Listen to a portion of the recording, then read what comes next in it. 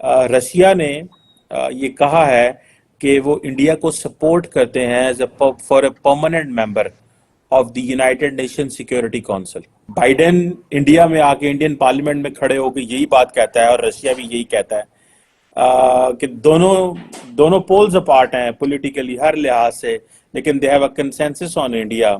एक जमाना था जब हम रूस से हथियार लेते थे, हमारे पास पैसे नहीं थे, डॉलर नहीं थे देने के लिए, तो हम रूस को गेहूं बेचते थे, आलू बेचते थे यहां से, और वहां से हथियार लाते थे, क्योंकि यहां पे कभी पाकिस्तान तो कभी चीन, लड़ाई झगड़ा तो शुरू रहता था यहां पे। तो रूस ने हमारी बड़ी मदद करी। रूस ने 1971 में मदद करी, जब अमेरिका ने अपने एयरक्राफ्ट कैरियर पूरी फ्लीट भेज दी थी, तो रशिया ने फिर अपनी सबमरीन्स भेजी। बहुत कुछ हुआ है, हमारा इतिहास बड़ा मजबूत है यार। बेटा मान जा, तू जो चाहता है वैसे इंडिया नहीं चलेगा, हम जैसे चाहते हैं इंडिया वैसे चलेगा, और तेरे दबाव में आके या तेरी बी टीम बन के तो हम काम करने वाले हैं नहीं। और यही रीजन है कि एकदम से इस टाइम पर न्यूक्लियर डील हो रही है, यानी दुनिया को मैसेज जाए कि इंडिया अभी भी रशिया के साथ खड़ा हो। Hello and welcome back to Pra News.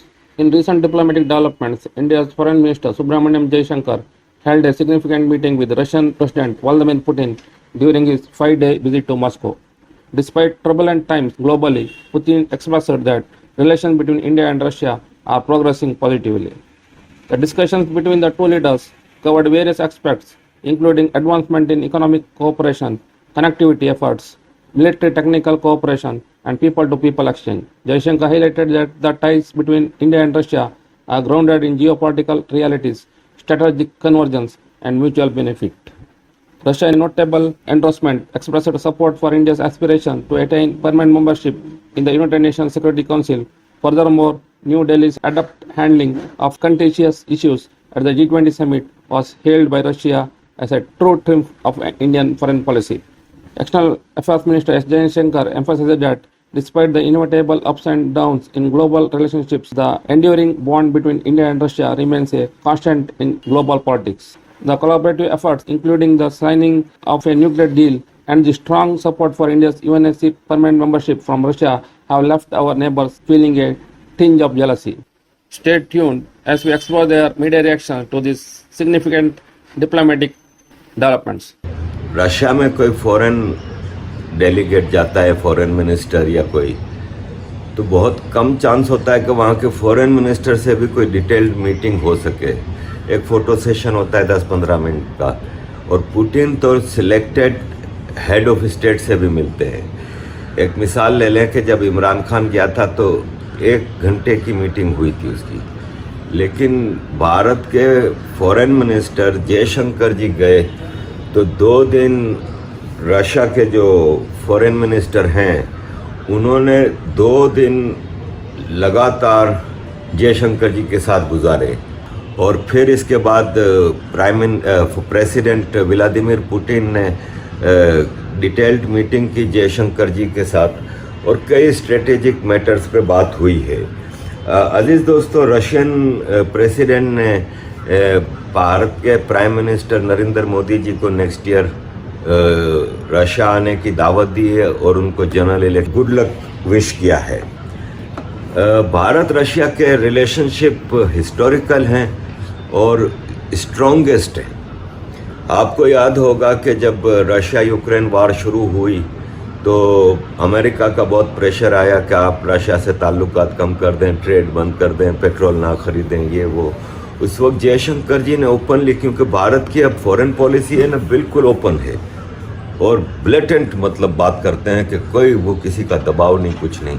तो जयशंकर जी ने, आपको याद होगा कि कई जगहों पे कुछ चीज़ें कही थी, जिसमें एक बार उन्होंने कहा था कि जब 71 में ईस्ट पाकिस्तान में पाकिस्तान की पंजाबी आर्मी जेनोसाइड कर रही थी तो वो अमेरिकन हथियारों से कर रही थी, और जब भारत की और पाकिस्तान की जंग छिड़ी, चाहे वो 65 की हो कि 71 की हो, तो भारत के खिलाफ पाकिस्तान की आर्मी अमेरिकन हथियारों से लड़ रही थी।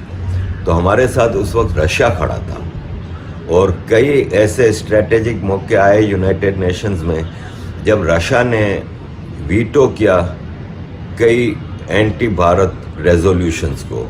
तो भारत का रशिया से एक अटूट रिश्ता है, और ये कॉन्फिडेंस 75 साल का है इस रिलेशनशिप का, और भारत अगर इस दुनिया में किसी फॉरेन कंट्री पे भरोसा कर सकता है तो वो रशिया की दोस्ती पे। रशिया, और ये दो तरफा है, क्योंकि रशिया के लिए भी ज़रूरी है कि इतना बड़ा मुल्क, दुनिया की सबसे बड़ी आबादी वाला मुल्क, उनका अलाय है, उनके साथ खड़ा होता है। ये बहुत कम लोगों को पता है। हिस्टोरिकली 1947 में दुनिया इंटरेस्टेड थी कि वो भारत को जो है वो सिक्योरिटी काउंसिल का मुस्तकिल मेंबर बनाए, चीन को नहीं।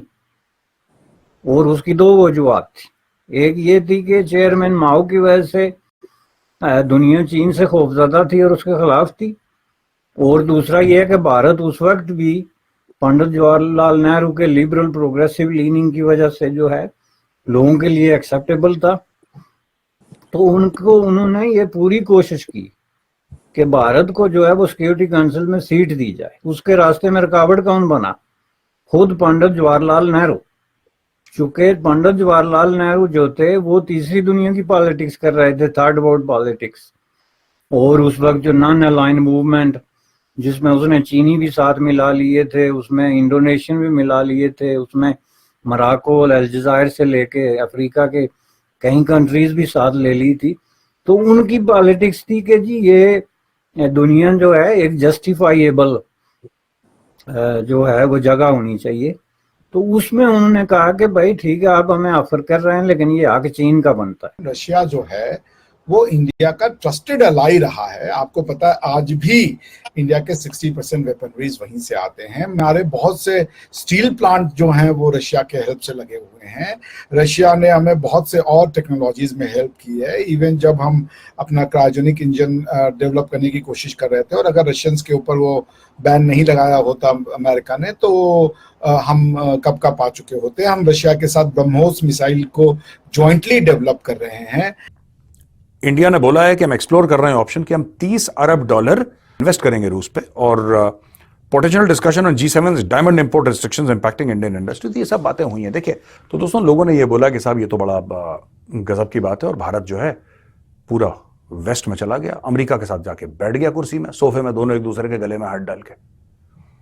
काफी लोगों ने भारत में भी काफी लोगों ने क्रिटिसाइज करा, पूरी दुनिया में यही लोगों के, अब तो भारत चला गया अमेरिका के पास, वेस्ट के पास, उनको ऐसे लगता है। लेकिन ऐसा नहीं है यार, कच्ची गोलियां हमने भी नहीं खेली। ऐसा है कि रूस ने हमें तब सपोर्ट करा था जब हमें किसी ने सपोर्ट नहीं करा। हमारी यानी भारत और रूस की का जो रिश्ता है दोस्तों, वो बहुत पुराना है यार, बहुत पुराना है। और हमने रूस से बहुत कुछ सीखा भी इनिशियली। एक जमाना था जब हम रूस से हथियार लेते थे, हमारे पास पैसे नहीं थे, डॉलर नहीं थे देने के लिए, तो हम रूस को गेहूं बेचते थे, आलू बेचते थे यहां से, और वहां से हथियार लाते थे, क्योंकि यहां पे कभी पाकिस्तान तो कभी चीन, लड़ाई झगड़ा तो शुरू रहता था यहाँ पे। तो रूस ने हमारी बड़ी मदद करी। रूस ने 1971 में मदद करी, जब अमेरिका ने अपने एयरक्राफ्ट कैरियर पूरी फ्लीट भेज दी थी, तो रशिया ने फिर अपनी सबमरीन्स भेजी। बहुत कुछ हुआ है, हमारा इतिहास बड़ा मजबूत है यार।